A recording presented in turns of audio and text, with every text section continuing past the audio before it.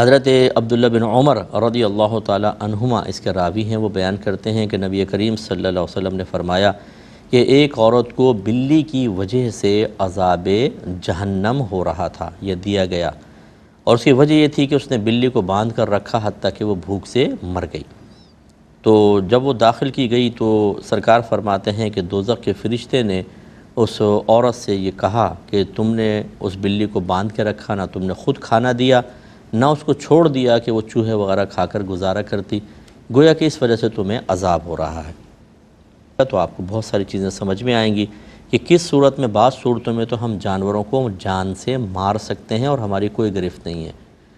اور بعض اوقات ان کی اذیت سے بچنے کے لیے، اور بعض اوقات اپنے ذاتی مفادات کے حصول کے لیے، جیسے جانور کو ذبح کرتے ہیں، شکار کرتے ہیں، ان کی گنجائش ہوتی ہے۔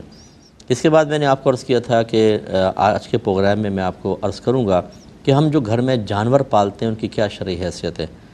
دیکھیں، پہلی چیز تو یہ کہ ایسا وحشی جانور پکڑ لینا، اس کو پنجرے میں ڈال دینا یا بند کر دینا کہ جو انسان کے پاس مانوس ہی نہیں ہوتا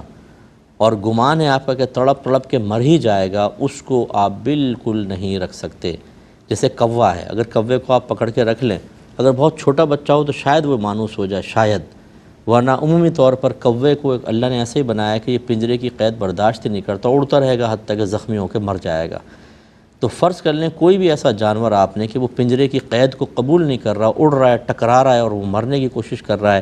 اور تو جتنی اس کو اذیت ہوتی رہے گی آپ گناہ گار ہوں گے، اور اگر وہ مر گیا تو مزید گناہ گار ہوں گے، اور خوف ہے کہ آخرت میں کہیں اسی طرح ہمارے ساتھ معاملہ نہ ہو جائے۔ تو ایسے وحشی جانوروں کو تو پال ہی نہیں سکتے۔ دوسرا یہ ہوتا ہے کہ کیج برڈز ہوتے ہیں بعض اوقات جو پنجرے میں رہنے کے عادی ہوتے ہیں، جیسے آسٹریلین طوطے ہیں یا گرین پیرٹ ہوتے ہیں اور لبڑ وغیرہ ہوتے ہیں، یعنی طوطوں کی اقسام، چڑیوں کی اقسام، یہ آپ جانور گھر میں رکھ سکتے ہیں۔ ان کو پالنا شرعاً جائز ہے، لیکن اس میں چند چیزیں ہوتی ہیں۔ پہلی بات یہ کہ ان کا پنجرہ کم از کم اتنا بڑا ہو کہ وہ آسانی سے اڑ سکیں، کیونکہ اللہ نے پرندوں کو بازو دیے ہیں، وہ اڑ کے خوش ہوتے ہیں۔ آزمانا چاہیں تو آپ دیکھیں کہ پہلے آپ یہ جو بجری طوطے وغیرہ ہوتے ہیں ان کو چھوٹے سے پنجرے میں رکھ دیں کہ اڑنے کی جگہ ہی نہیں ہے، یہ اداس سے بیٹھے ہوں گے اور بالکل بیچارے ایسے تھوڑا بہت وہ جالی میں چپکے گا پھر آ جائے گا، لیکن ان کو بڑی جگہ چاہیے، اور آپ تھوڑا بڑے پنجرے میں ڈال دیں، پھر ان کی شوخیاں دیکھیں آپ کے کیسے اڑتے ہیں، اتنے خوش ہو جاتے ہیں، اور ان کی چہچہاہٹ سے آپ ان کی قلبی خوشی کا اندازہ کر سکتے ہیں۔ تو اتنے چھوٹے پنجرے میں ڈال دینا، بعض لوگ کبوتر پالتے ہیں، ایسے موٹے موٹے کبوتر ہوں گے اتنا سا دڑبا کہ بیچارہ وہ کبوتر نر جو ہے وہ گٹروں کر کے گھوم ہی نہیں سکتا صحیح، کبھی دم ٹکراتی ہے کبھی یہ، اتنے سے پنجرے میں۔ یہ یاد رکھیں کہ یہ گناہ ہے، اتنا چھوٹا پنجرہ کہ جس میں بیچاروں کو اسی طرح سکون سے وہ چل پھر نہ سکیں، تھوڑا بہت اڑ نہ سکیں، یہ غلط ہوتا ہے، اس طرح نہیں کریں۔ اب اگر آپ نے بڑے پنجرے کے اندر رکھا ہے اور جانور خوش ہے، اس کے لیے اسپیس آپ نے دیا ہے، اس کے بعد اگلی چیز ہوتی ہے اس کے دانہ پانی کا خیال رکھنا۔ رحمت کونین صلی اللہ علیہ وسلم ارشاد فرماتے ہیں کہ جب تم جانور کو پالو تو دن میں 70 بار اس کو دانہ پانی دکھاؤ۔ اچھا، 70 بار سے مراد گن کے 70 دفعہ نہیں ہے، بلکہ مراد یہ ہے کہ بکثرت دکھاؤ، یعنی وہ بھوکا نہ رہے، پیاسا نہ رہے۔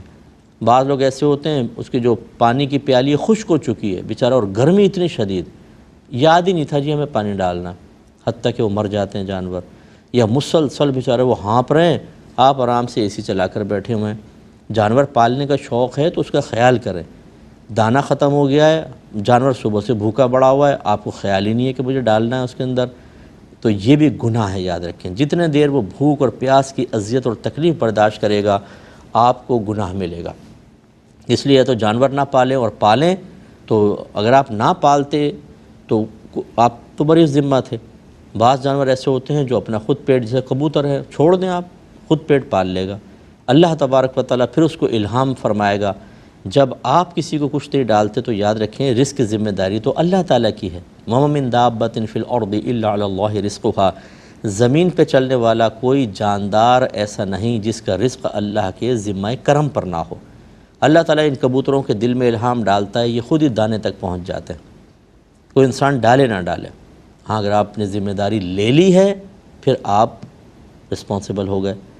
تو یہ اچھی طرح ذہن میں رکھیں۔ تو اس لیے آپ نے جب ذمہ داری لی تو پھر آپ کو ان کو پراپر ان کی دیکھ بھال کریں اور ان کو کھانا وانا دیں۔ ایسی بلی وغیرہ پالی ہوتی ہے، گھر سے اس کو کہیں جانے بھی نہیں دیتے اور اس کو پیٹ بھر کے کھانا بھی نہیں کھلا رہے، آپ کے نبی کریم نے تو 70 بار کا حکم فرمایا۔